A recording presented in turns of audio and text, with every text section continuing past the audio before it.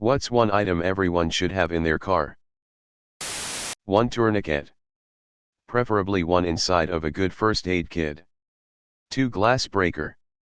In the unlikely event you get stuck in the car as it's going underwater, a glass breaker / seat belt cutter combo tool can get you out safely.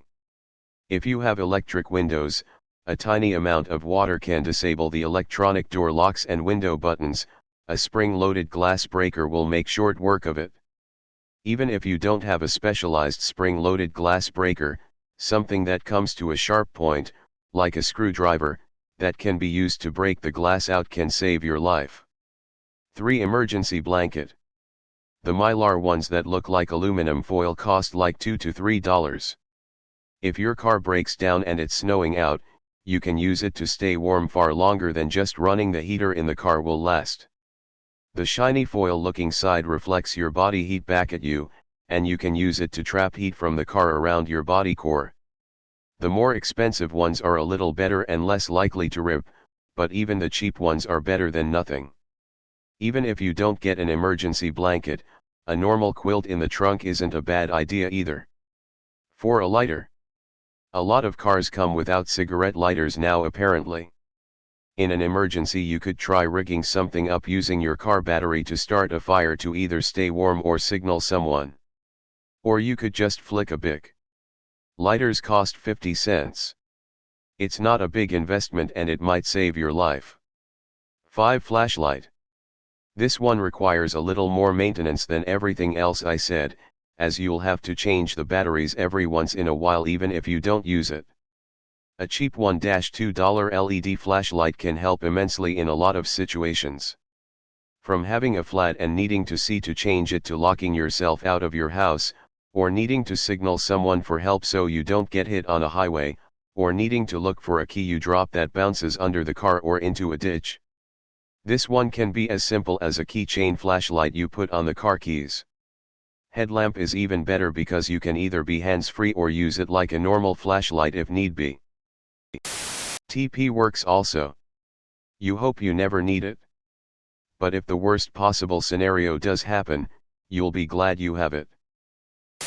I have baby wipes in my car so I can clean my hands and face because I eat quite a lot while driving from work. Food truck.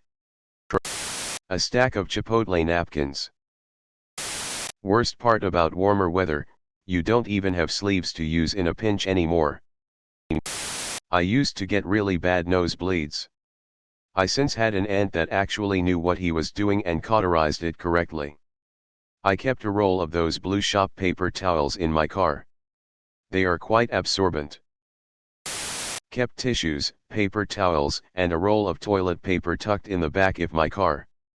When on a recent road trip, my kid got a sudden nosebleed. We were passing through an area with super dry air, and it was a doozy of a bleed. Fortunately I had plenty of useful things to help stop the blood and clean her up on the side of the road in the middle of the desert with nothing around us for another 80 miles. Also have a shiwi tucked in the car for long journeys that came in handy a few times. I never understood why people put a tissue box in their rear windshield. If you're keeping tissues in your car, why wouldn't you keep them close to you? It was a 5-hour trip back home from the city.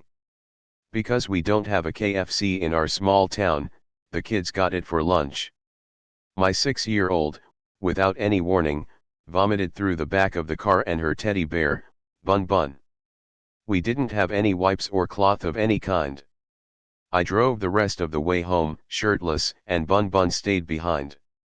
Now I always have wipes and a towel in the boot. I usually keep some paper napkins for this reason.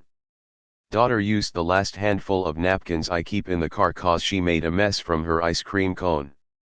The next morning I have a massive nosebleed on my way to work. Nothing to stop the blood from rushing down. I was lucky to get off the freeway and find a place to park. Wished I had more napkins in the car lol. This.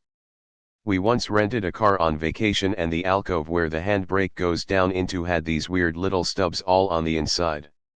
At first we thought it was just some kind of texture on the plastic sides of the space.